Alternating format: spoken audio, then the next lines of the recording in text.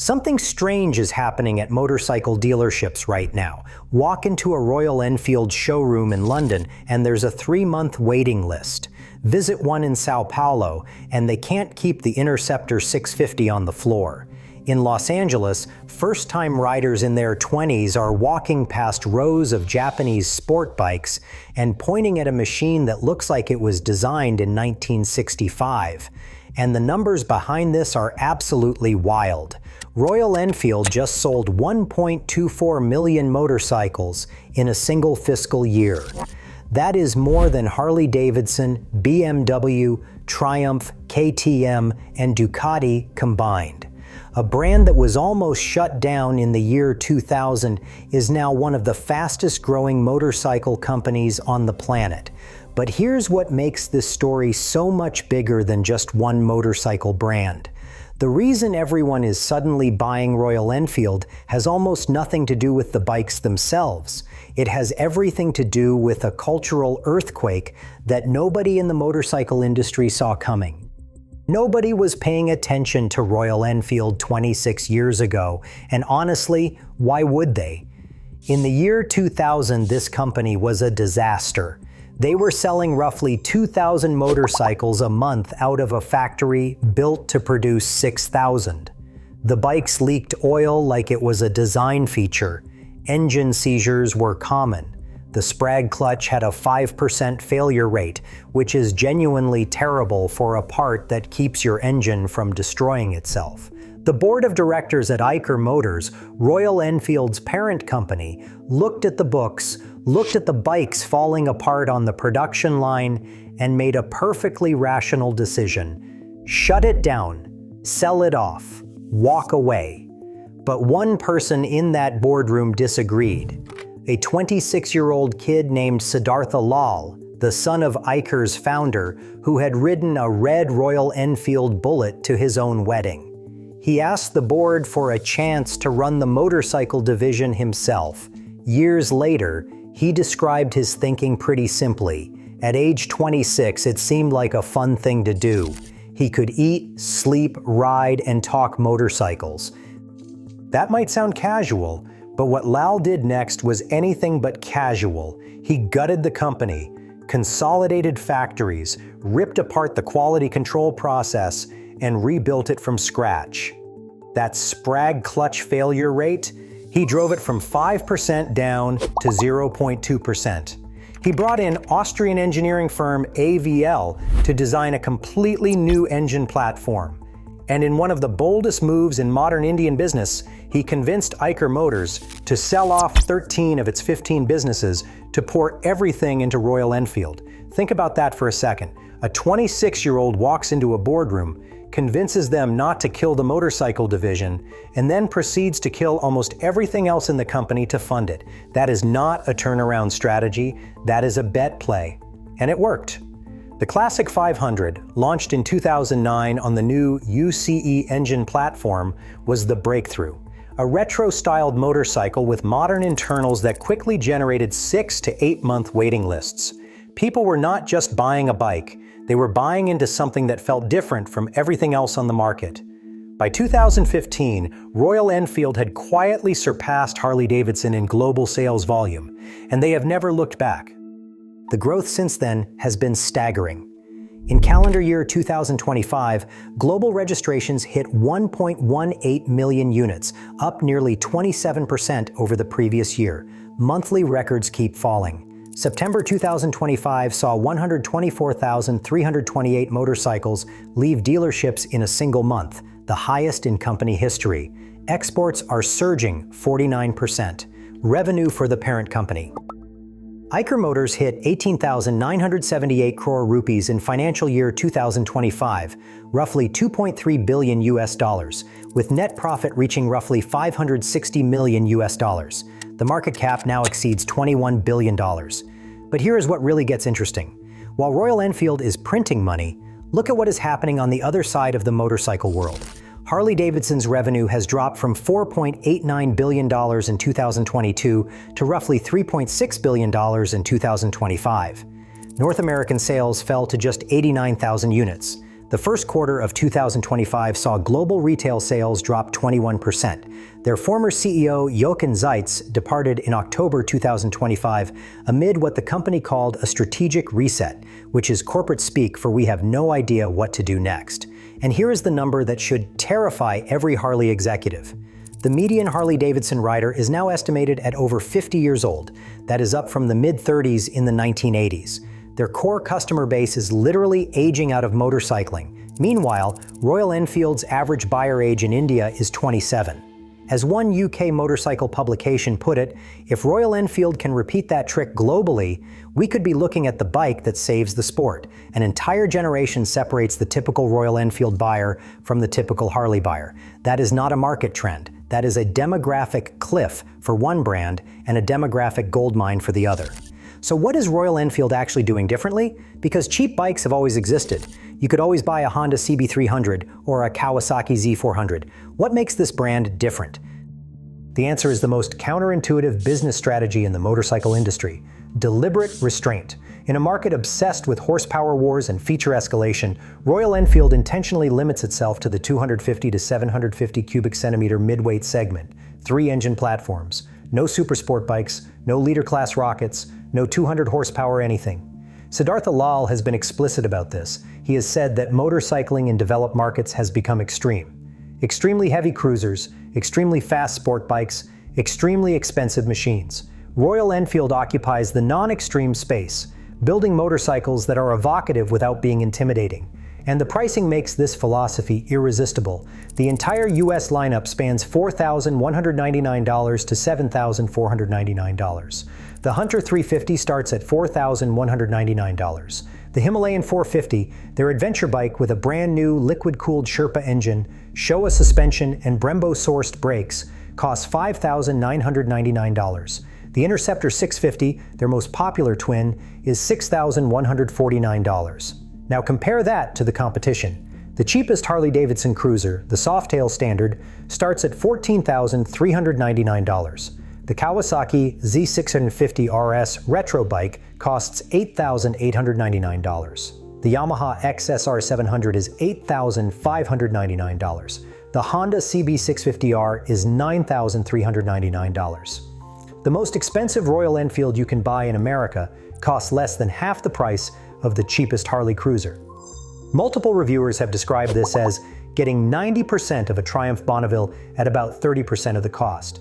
But price alone does not explain what is happening here, because something much bigger is going on, and this is where the story gets really fascinating. Have you noticed how many people in their 20s are buying vinyl records right now? The global vinyl market has exploded past $2 billion and is still climbing. The United States alone hit $1.4 billion in 2024. Surveys suggest roughly 60% of Gen Z has bought vinyl at some point. Film camera sales are surging. Craft everything is booming. There is a massive, measurable cultural movement of young people deliberately choosing analog experiences over digital convenience. And Royal Enfield is the motorcycle version of a vinyl record. That is not a metaphor. It is a direct parallel.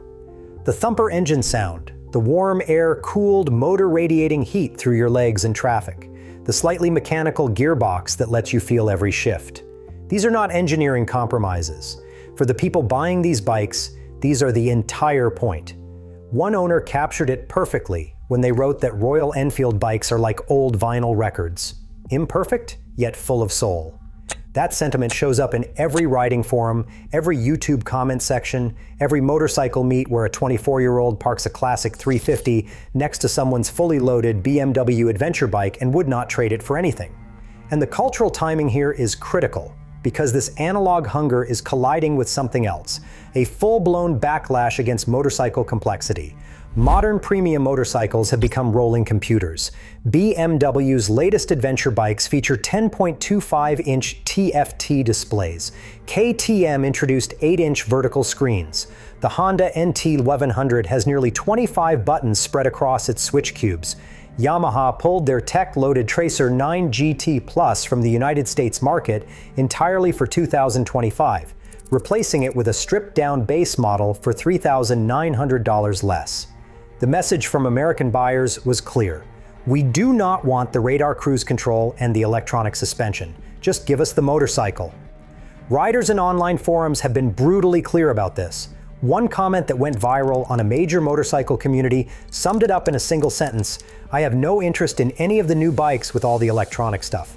For me, riding a motorcycle is about riding a motorcycle." Royal Enfield did not engineer themselves into this gap. They were already there, they never left. While every other brand was adding screens and sensors and ride modes, Royal Enfield was building motorcycles that assume the rider wants to actually ride. No 10-inch dashboard, no 14 electronic rider aids, just an engine, 2 wheels, and the road. The pandemic supercharged all of this. US motorcycle sales jumped 11% in 2020 and another 14% in 2021. Motorcycle Safety Foundation enrollment surged 48%. Millions of people who had never considered riding suddenly wanted solo, outdoor, experiential transportation. Royal Enfield was perfectly positioned for these new riders. Affordable, approachable, not intimidating. In the US specifically, Royal Enfield grew 11.6% in 2024, while the overall market declined 9.2%. They grew while everyone else shrank. But maybe the most underrated part of this entire story is something that does not show up on any spec sheet: community. Royal Enfield has not just built a customer base, they have built a tribe of 6 million riders worldwide. Their annual Motoverse Festival in Goa drew over 40,000 riders in 2025, up from just 1,500 back in 2012. The One Ride Global event mobilized 41,730 riders across 66 countries in a single day in 2024. The Himalayan Odyssey, an 18-day expedition through the highest motorable passes in the world, has been running for 20 editions. If you have been following this channel, hit subscribe. We go deep on stories like this every week, and the next one is already in the works. Now, I'd be lying if I told you this was all sunshine and smooth roads. We need to talk about the elephant in the room: reliability. Older Royal Enfield motorcycles had a reputation, and not a good one. Bikes made before 2020 were plagued by oil leaks, electrical gremlins, sprag clutch failures, and vibration that would rattle your fillings loose at highway speeds. Some owners documented multiple breakdowns within the first 10,000 miles. A United Kingdom customer reported a gearbox lockup on a Meteor 350 at 14,000 miles, with 5 dealerships refusing the repair. These were not isolated complaints. But here is where the story turns. The J platform engine, launched in 2020 with the Meteor 350, introduced a counterbalance design that virtually eliminated the vibration problem. You can find videos online showing the classic water glass test, where the old classic 350 engine sloshes water dramatically while the new J-series motor barely creates a ripple. The Sherpa 450 engine took things even further as Royal Enfield's first liquid-cooled power plant. On the quality front, Royal Enfield opened a United States pre-delivery inspection center in Milwaukee that reduced initial customer complaints and warranty claims by 90%. Feedback loops now connect directly from that facility back to the Chennai production lines. And in 2025, the J.D. Power India two-wheeler initial quality study ranked Royal Enfield #1 with just 68 problems per 100 vehicles, beating TVS, Bajaj, Honda, and the industry average of 86. Has every problem been solved? No. There have been 3 NHTSA recalls in recent years for issues including brake caliper corrosion and reflector compliance. But the trajectory is unmistakable. Each generation is substantially more reliable than the last, and the gap between Royal Enfield quality and Japanese bike quality is closing faster than anyone in the industry expected. The manufacturing scale behind all of this is massive. 3 factories in the Chennai area, plus a 4th being built at Cheyyar, currently produce 1.46 million units annually. A 958 crore rupee expansion, roughly $115 million, is underway to push capacity to 2 million units by fiscal year 2028.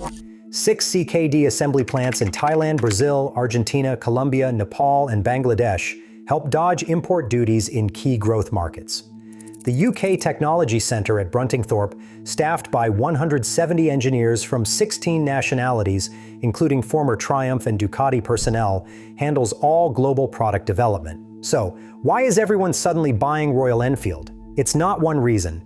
It is the simultaneous collision of at least 8 forces that nobody planned and nobody could have predicted. a global hunger for analog authenticity in an over-digitized world, a generational rejection of complexity and intimidation in motorcycling, a post-pandemic surge in outdoor experiential activities, the collapse of affordability in traditional premium brands, a genuinely improved product range that finally matches the emotional promise with real engineering competence, a community-driven marketing model that turns customers into evangelists with far less reliance on traditional advertising than competitors spending 10 times more, and 125 years of heritage that no competitor on earth can replicate or manufacture. The same impulse that drives a 28-year-old to buy a turntable instead of streaming, to shoot on film instead of using their phone, to seek out a local coffee shop over a Starbucks app. That impulse now has a motorcycle attached to it, and it costs $5,999. Royal Enfield did not suddenly become a great brand. They became the right brand for a cultural moment that simply did not exist a decade ago. And with capacity expanding to 2 million units by fiscal year 2028, the Flying Flea electric platform on the horizon, and 750 cubic centimeter models spotted in testing, the real question is not whether Royal Enfield can keep growing, it's whether anyone else can catch up before they become the dominant force in the global mid-weight segment. If this story surprised you, do me a favor and share it with a riding buddy who is still on the fence. If you are already in the Royal Enfield world, drop your model in the comments. I want to know what you are riding.